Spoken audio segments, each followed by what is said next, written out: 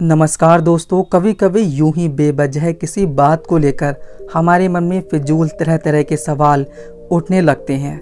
अगर कभी कोई हमें कुछ बात कह देता है तो वह बात हमारे मन में बार बार घूमती रहती है और उस बात को लेकर हम अक्सर बहुत तनाव में आ जाते हैं और इसी वजह से हमारी सेहत पर इसका बहुत बुरा असर पड़ता है। तो इन बेवजह उठ रहे सवालों को हम कैसे शांत कर सकते हैं, बेचैनी को कैसे शांत कर सकते हैं और इस तनाव से कैसे बाहर निकल सकते हैं।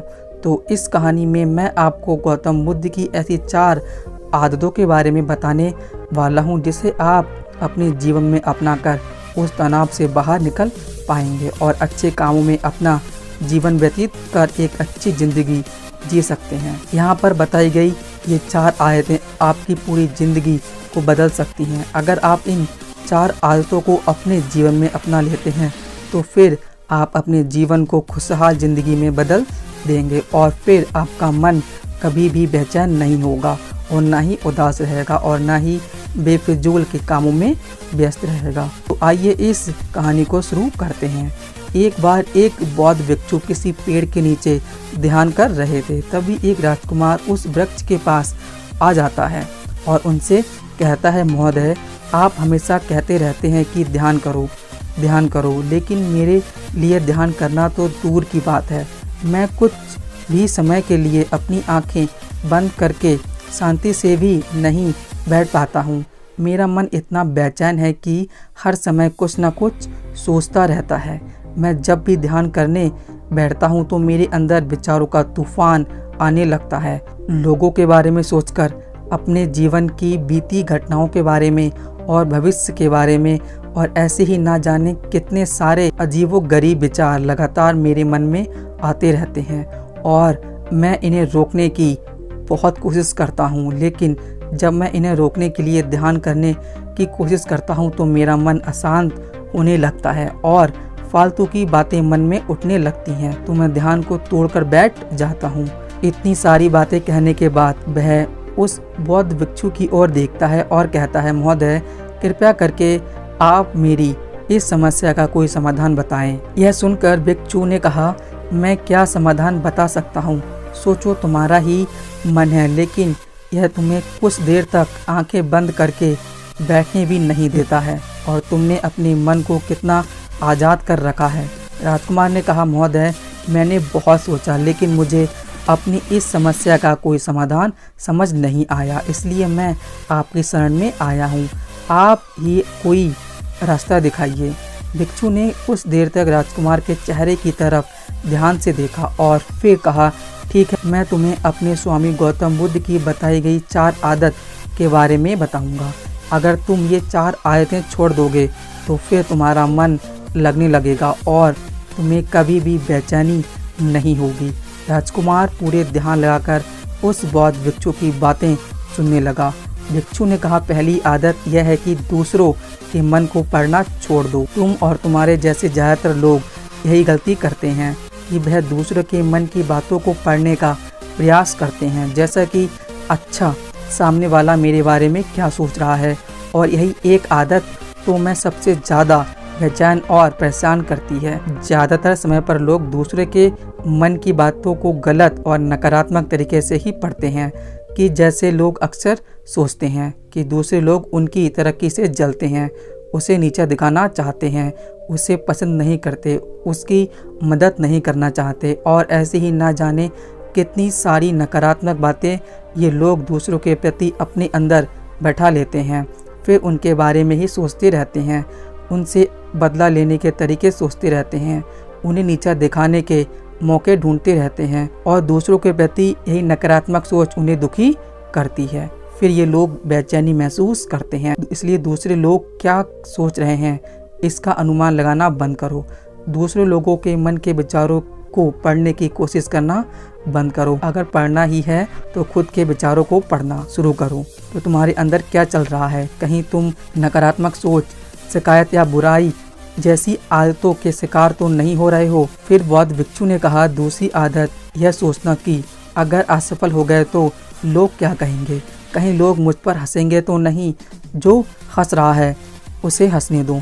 लोगों की असफलता पर हंसना लोगों का धर्म है। इसलिए अगर तुम सफल हो जाते हो, यही लोग जो तुम्हारी तारीफ करते हैं, तुम्हें सम्मान देते हैं, तुम पर गर्व करते हैं। अगर तुम अपनी सफल होने पर दूसरों से तारीफ की उम्मीद रखते हो तो अपनी असफलता पर उनके हंसने से तुम्हें दुखी नहीं होना चाहिए। और समस्या ही यही है, हम इंसान असफलता को बुरा मानते हैं, जबकि असफल होना सफल होने से भी ज़्यादा ज़रूरी है, क्योंकि बिना असफल हुए इंसान के अंदर घमंड और दूसरों को खुद से छोटा समझने की भावना पैदा करता है, जबकि असफलता हमें विनम्र, धैर्य रखना और लगातार प्रयास करना सिखाती है। इसलिए असफलता को बुरा मत समझो। अगर तुम्हारे काम में असफल होने की संभावना नहीं है तो इसका अर्थ है कि तुमने अपना लक्ष्य अपनी क्षमताओं से छोटा बनाया है। और अगर लोग तुम पर हंस नहीं रहे, तुम्हें ताने नहीं मार रहे, तुम्हारी बुराई नहीं कर रहे, तो इसका मतलब तो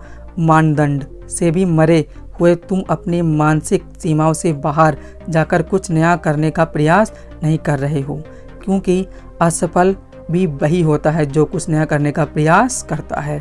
एक बात हमेशा याद रखना, अगर तुम्हारे अंदर असफल होने का साहस नहीं है तो तुम कभी कोई भी बड़ा लक्ष्य हासिल नहीं कर पाओगे जो तुम करना चाहते हो।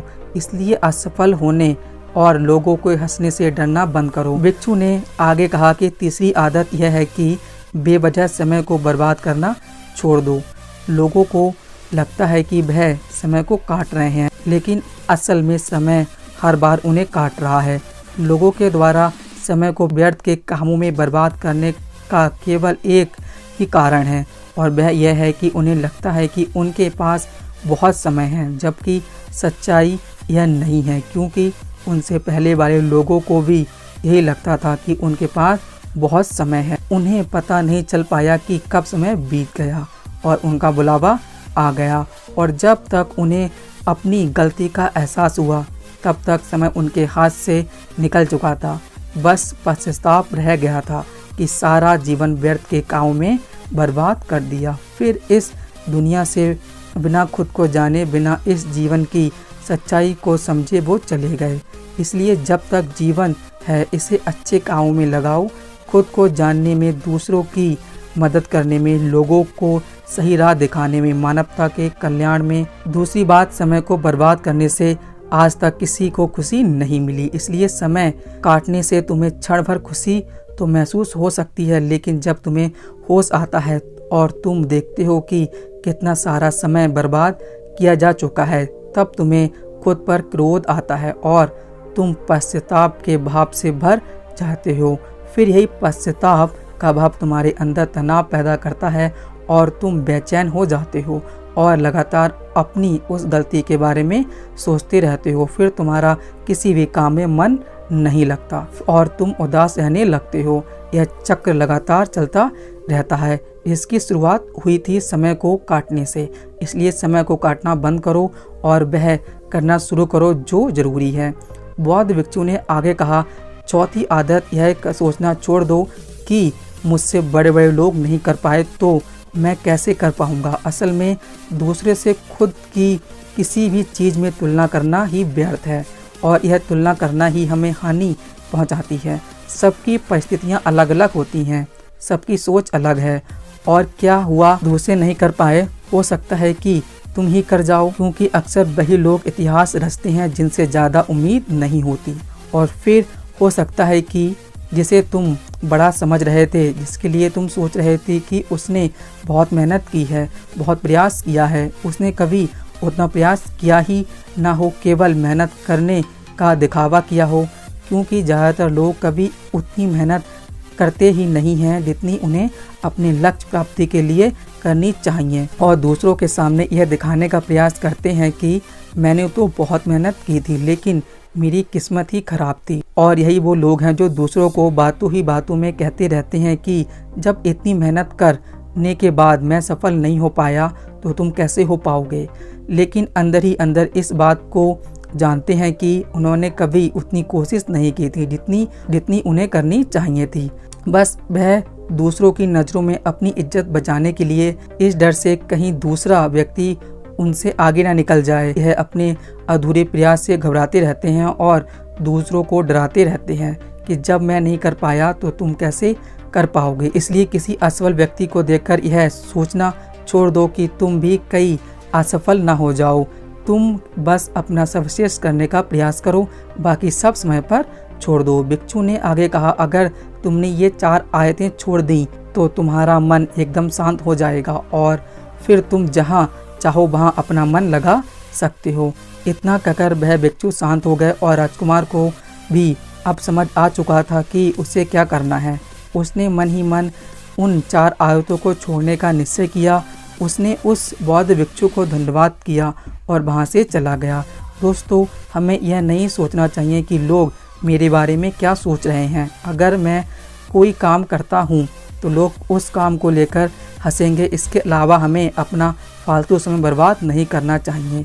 इसके अलावा हमें कभी भी यह सोचना नहीं चाहिए कि अगर किसी व्यक्ति से कोई काम नहीं हो पाया तो मैं उसे नहीं कर पाऊँगा। अगर आप मेहनत से किसी भी काम को करते हैं तो कोई भी काम छोटा या बड़ा नहीं होता और एक ना एक दिन सफलता अवश्य मिलती है। दोस्तों, अगर आपको ये वीडियो पसंद आई हो तो वीडियो को लाइक करें और चैनल को सब्सक्राइब जरूर करें, जिससे आपको इस तरह की और भी कहानी सुनने को मिलती रहे।